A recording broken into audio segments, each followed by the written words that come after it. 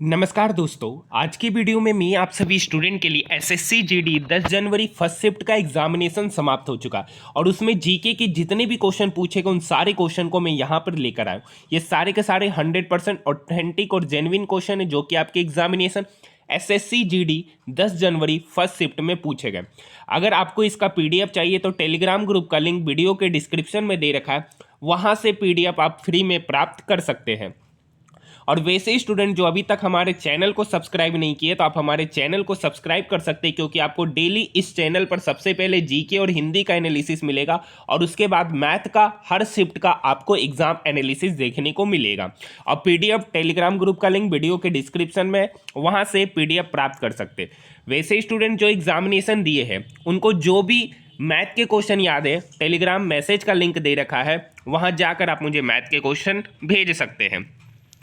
एक क्वेश्चन पूछा गया है, फ्रेंच ओपन 2022 का मेल विजेता कौन रहे? तो इसका सही उत्तर होगा राफेल नडाल। राफेल नडाल ने नॉर्वे के कैस्पर रूड को हराकर अपना 14वां फ्रेंच ओपन खिताब जीता है।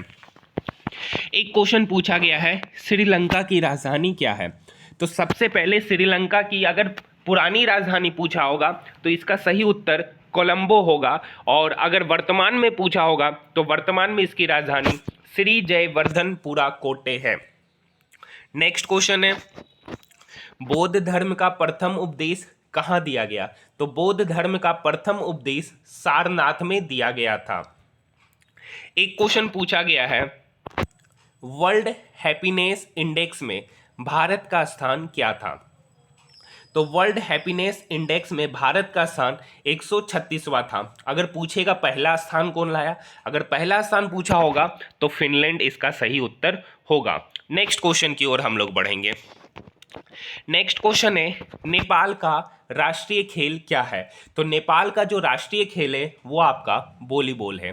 एक क्वेश्चन आईपीएल 2022 का विजेता से पूछा गया है कि आईपीएल 2022 का विजेता कौन है? आईपीएल 2022 का विजेता कौन है? तो इसका सही उत्तर होगा गुजरात टाइटंस। नेक्स्ट क्वेश्चन है, आकस्मिक निधि किस आर्टिकल में है, किस अनुच्छेद में है? तो संविधान के अनुच्छेद 267 के अनुसार संसद को एक निधि स्थापित करने की शक्ति दी गई। इस निधि को भारत की आकस्मिक निधि कहा जाता है और इसमें संसद द्वारा पारित कानूनों द्वारा समय समय पर धन जमा किया जाता है।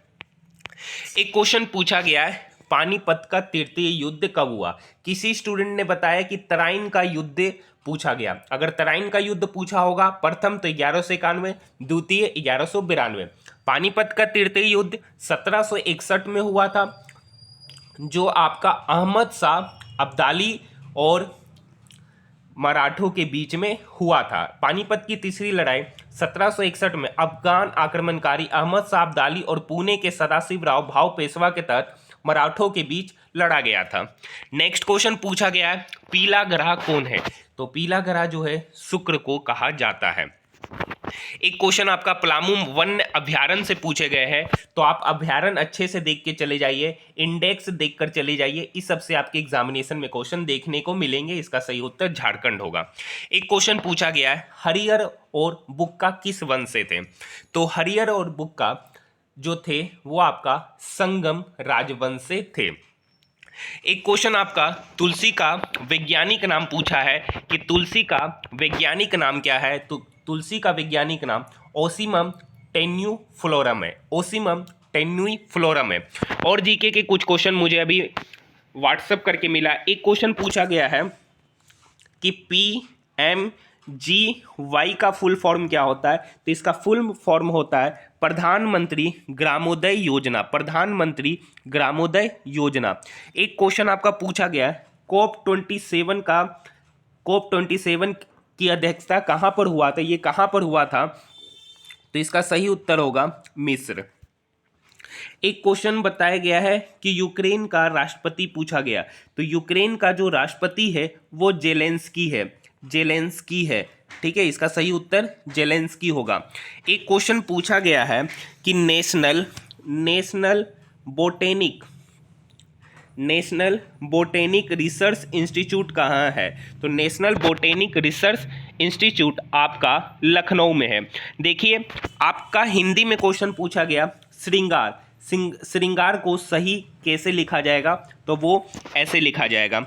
एक क्वेश्चन आपका उज्ज्वल का विलोम शब्द पूछा गया है। उज्ज्वल का विलोम शब्द पूछा गया है, अस्थाई का विलोम शब्द पूछे गए। तो वैसे स्टूडेंट जो एग्जामिनेशन दिए हैं उनको मैथ के जो भी क्वेश्चन याद है आप मुझे टेलीग्राम मैसेज में मैथ के क्वेश्चन भेज सकते हैं, या इसी वीडियो के कमेंट सेक्शन में जाकर भी मुझे मैथ के क्वेश्चन बता सकते हैं। तो आज के लिए इतना ही, धन्यवाद।